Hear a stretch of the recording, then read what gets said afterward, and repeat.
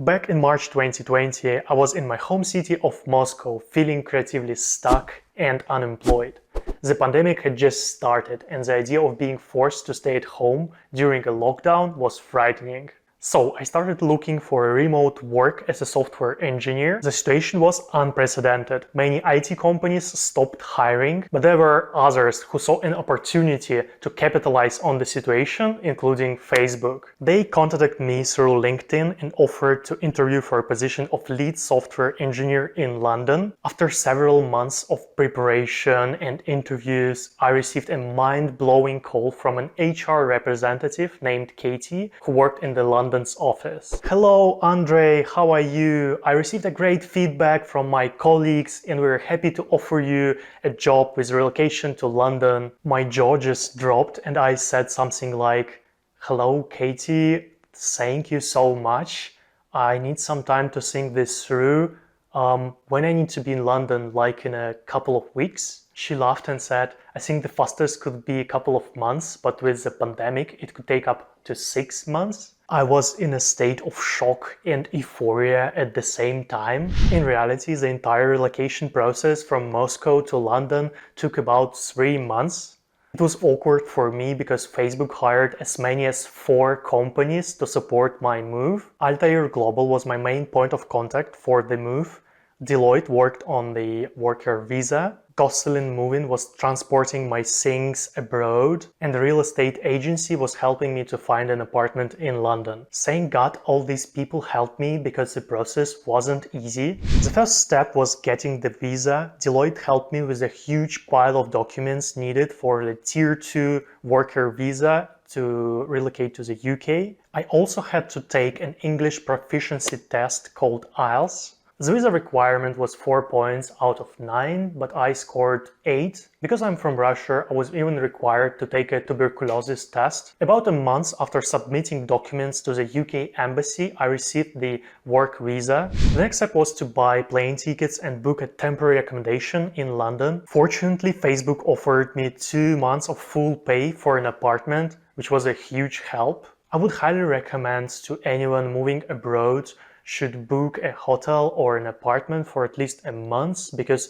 finding a place to rent in a new city is one of the most challenging tasks. I was offered several options of temporary housing to choose from, and I ultimately chose a nice apartment in the Kentish Town area, as it was close to a place where I planned to rent a permanent residence. I was already dreaming about an apartment in the Kentish Town area, but I had to solve the issue of how to move my things. Do you think you can just easily transfer your whole life to another country? Of course not. Things have to go through customs twice when leaving and entering a new country. Most people prefer to hire moving companies to help them with the process. The movers helped me to fill out all the necessary customs documents and sent an agent to my flat first, followed by 2 movers who packed all my belongings. I wouldn't see my belongings for another 2 months until they arrived in London. My entire life fits into just 15 boxes. It was a crazy experience. On the day of my flight, I created a special adventure music playlist to set the mood for my journey. I said goodbye to my family, put on a mask and boarded the plane. This was September 2020 and the pandemic was in full swing. Flight attendants were dressed in special protective gear and the flight to the UK took about 4 hours. However, I wasn't prepared for the 3-hour-long wait in line to get my documents checked at Heathrow Airport. This is a common thing at Heathrow, so be prepared for it. By the end of the day, I finally arrived at my cozy apartment in Kentish Town. It was a 1-bedroom apartment with a spacious kitchen and living room. Everything was perfect except for the windows facing the noisy road and the lack of a normal workspace. A week later, Facebook sent me a laptop and I started remote onboarding process from my kitchen table. To be honest, I was a little disappointed not to have the opportunity to onboard on campus, but the work went smoothly.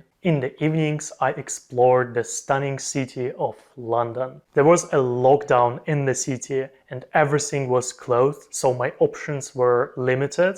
but I tried the most of what was available. About a week after arriving in London, a courier brought me an important document called BRP, which is Biometric Residence Permit. It is a crucial piece of paperwork that I needed to get settled in England. The next thing on my to-do list was opening a bank account, and luckily I was available to open it with Monza Bank, which is an online bank. The process was smooth and their mobile app is really impressive. I've been using it for over 2 years now. Then came the hunt for a permanent place to live. I connected with a real estate agent provided by Facebook and told her what I was looking for. A modern one-bedroom apartment in a green area, close enough to my office so my commute wouldn't take more than 45 minutes. She set up 2 days of apartment viewings for me, showing me 12 different options all over London. After a grueling 2 days, I finally found the one. A cozy one-bedroom flat in a green area of Highgate with a funny red sofa and peaceful views of a quiet street.